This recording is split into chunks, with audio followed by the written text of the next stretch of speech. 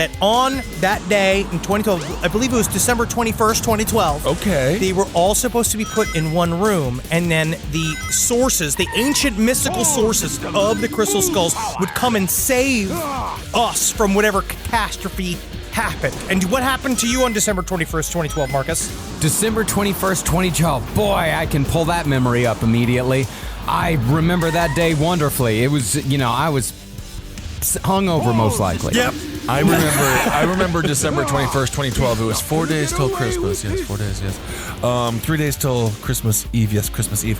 I recall... Yeah, I was drunk. Yeah, I was drunk.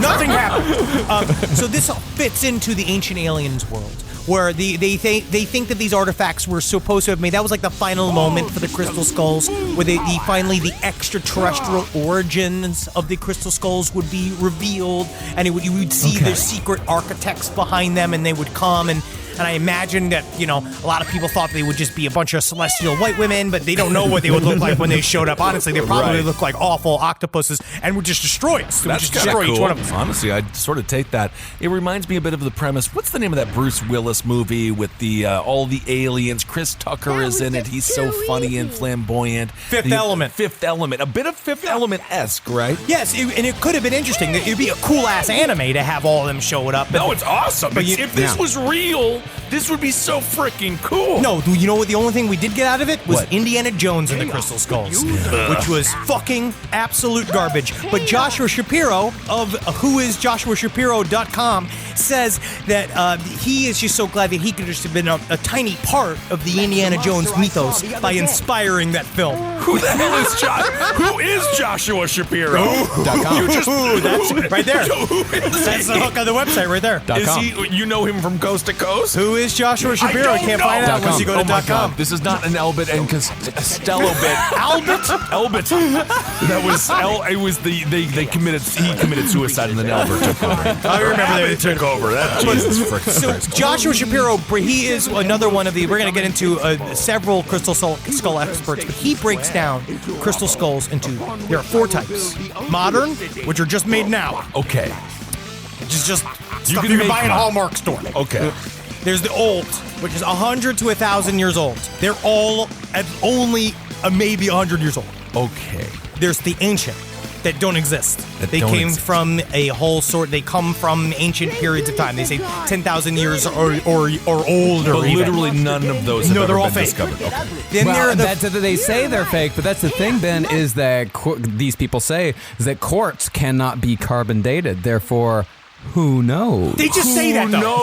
They just say that, though, in all the documentaries. They just say that. That's huge, And then apported crystal skulls, which he says, the most amazing type. They're skulls that come from nowhere.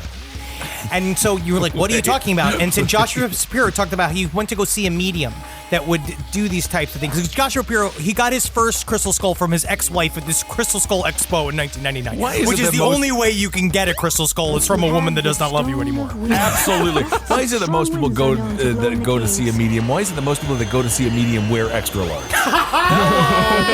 Whoa. Thanksgiving is next week. We're going to have the best stuff for you. But he went to go see a medium, and he said that he's like, I went and I was literally on the toilet when I knew that the medium was going to apport a crystal skull. Now, if you don't know anything... What's an apport? A portion costs about $300 in some states, but an apport is a... I'm having fun today. Yes, you are. It is psychically bringing something physically into the world. It's psychic 3D printing. Okay. And so this medium apparently during a session reached into his mouth and pulled out a tiny crystal skull. What and is he was she, like, fucking Jeb Bush with a little turtle? What is going on? Jeb! Please clap. And he... 2016 And Joshua jokes. Shapiro, though, was so surprised because he was like, I just can't even imagine somebody could have that inside of him, and then all of a sudden he pulls it out of his mouth. Wow. Love Coast to Coast. Just couldn't imagine. Now, the earliest discovery of a so-called crystal skull supposedly occurred in 1923, when a British explorer named Frederick Mitchell Hedges was exploring the lost Mayan city of Lubentun in the jungles of Belize. Mitchell Hedges also sounds like an old-school cigarette brand. Yeah, Lubin Tune sounds like everyone wears the same clothes as that one guy that used to hang on to back window shields, and you would push the little air button and his pants would fall down. Oh, yeah, I remember that the guy. fat guy, and then you would push the Yeah, I little air remember button, that and, and then you would moon the person behind you, but that's a felony now. That's a felony now.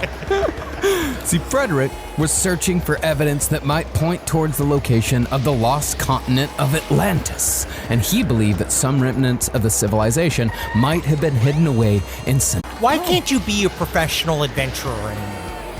Well, I think that you can be. Wasn't Anthony Bourdain a professional adventurer? He had a TV show. That's different. Well, I mean, that makes it professional. That's He had how you a get budget. He got to go. That's what makes it professional. Otherwise, you're Yeah. just a homeless man. You're just a vagrant. You're just a vagabond.